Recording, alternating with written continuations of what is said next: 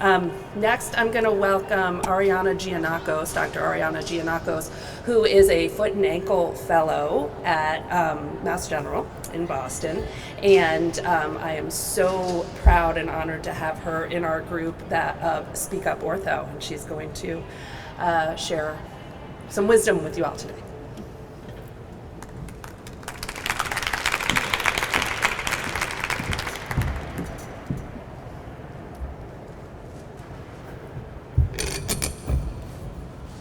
Thank you to the Academy and to WOW for having me here today.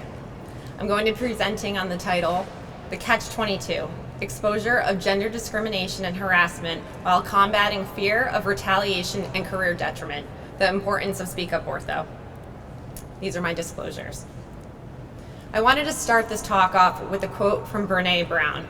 When we find the courage to share our experiences and the compassion to hear others tell their stories, we force shame out of hiding and break the silence. Exposing the regularity of gender discrimination and harassment relies on women telling their stories and being believed. Yet women are often unwilling to share these stories for fear of retaliation from a system that is structurally motivated to disbelieve them. The literature has shown that discrimination, bullying, sexual harassment, and harassment have been associated with low self-esteem, poor mental health, and low levels of workplace productivity. The Royal Australasian College of Surgeons conducted a survey in 2015 and demonstrated that almost 50% of their surgeons experienced one of these adverse behaviors, with bullying being the most commonly reported behavior at almost 40%. The most common perpetrators were male consultants who were attending physicians. A more recent study published by Samora and her colleagues was a work environment and culture survey. This study demonstrated that 66% of orthopedic surgeons experienced D, B, S, or H, and women were more likely to experience this at 81% compared to their male counterparts, 35%.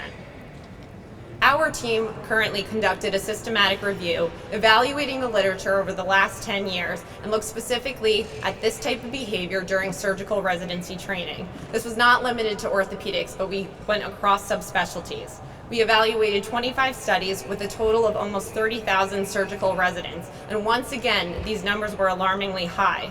33% of our respondents reported anxiety or depression due to experiencing one of these abusive behaviors. Once again, attending surgeons, followed by senior co-residents, then nurses, and even patients were the most common perpetrators. Our study also looked into the reporting tendency of these residents. 71% of the individuals who experienced these behaviors did not report these behaviors to their institution. And 51% of these individuals stated that this was due to a fear of retaliation. Of the very small percentage who did report their experiences, 56% stated that they had a negative experience in the way that they reported. Our study wasn't limited to just the US, but to institutions worldwide, and unfortunately, this is a worldwide problem.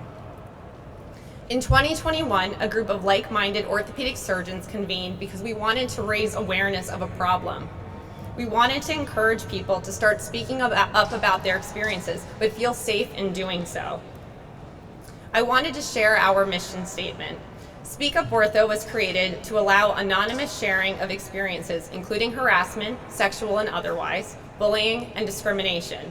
Our mission is to give a voice to those affected by these abusive behaviors in our profession. We aim to create a safe space for listening and for support.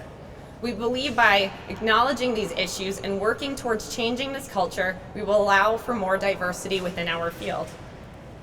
We recently collaborated with WOW in order to expand internationally, because many of the stories that have been submitted are not just in the US, but worldwide. Not only do we raise awareness, we try to demonstrate solutions to problems. We post about advocacy and how you can support your colleagues. Within the first 2 months of Speak Up Ortho's creation, we had over 375 submitted stories, which initially began in the US and now they're from all over the globe. There are many examples of stories of sexual assault, bullying, retaliation, discrimination against those who were pregnant during their training, and also countless examples of the negative mental impacts that these behaviors have during training and within the workplace. We get numerous examples of letters of gratitude. I want to read this one. I have kept my story private for 15 years, and I still have not recovered. Thank you for creating this platform for me to finally speak up about my experience. As much as it is so sad to read the stories SpeakUpOrtho has posted, it helps me realize that others have faced what I have, and I am not alone. We have over 1,300 followers on Twitter, over 2,600 followers on Instagram, and over 1,400 friends on Facebook. We've been asked to be represented in the media as well as numerous podcasts. This is a quote from an article that was recently published in AAOS Now by Drs. Julie Samora and Lisa Canada. The concerning aspect is that, although some of these anecdotes recount experiences from 10 to 15 years ago, many stories are current, demonstrating that these behaviors and wrongdoings still persist in 2021. So why does this problem still exist in orthopedics? Well, we still have a system of hierarchy.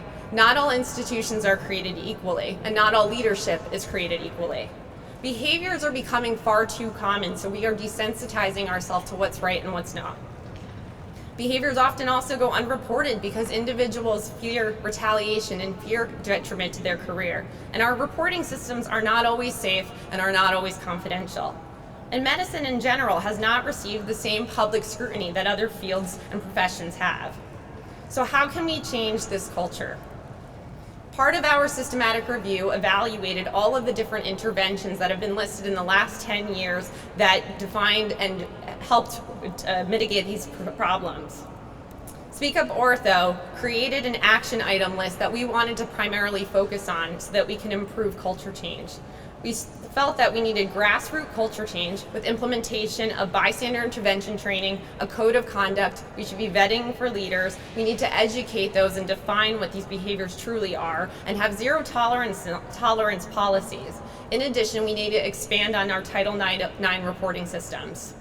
We also feel that we need to create a better, safe reporting protocol and have overseeing body accountability. Therefore, we are working on different ways to implement a designated resident advocate, a proper ombudsperson, a third party, a professional governing board that is not with an institution, but rather separate, and sanctioning overseeing bodies that help hold people accountable.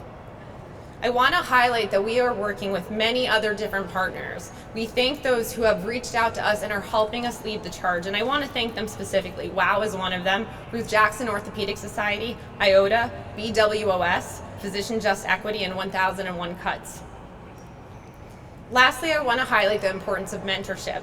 SpeakUpOrtho embodies mentorship, and we try to offer anyone who needs help or advice access to us personally, and also we refer them to other of our partners. These are some of my female mentors, some of which I met through SpeakUpOrtho and some who I've had over the years. And I just want to say thank you to Dr. Samora, Laporte, Canada, Mulcahy, Weiss, and Nancy Ann Shipley.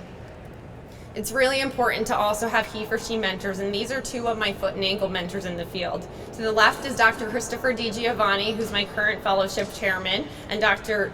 John Kennedy on the right, who I've known for many, many years. And both of these have helped strengthen and helped me through the last several years of residency into fellowship, and I couldn't be here without them.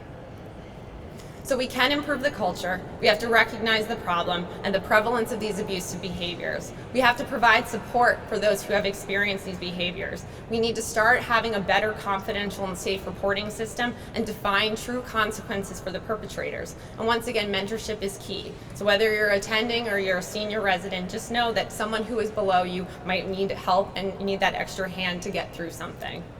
And I want to close out with two more quotes. The first is one from Michelle Obama. Every day you have the power to choose our better history by opening your hearts and minds, by speaking up for what you know is right. On the right is a quote that I had found, and I had actually posted it on the SpeakUpOrtho website. It's one that resonated with me, and I think it's going to resonate with many of you who have experienced hardship as well. One day you will tell your story of how you overcame what you went through, and it will be someone else's survival guide. That was Brene Brown. Thank you.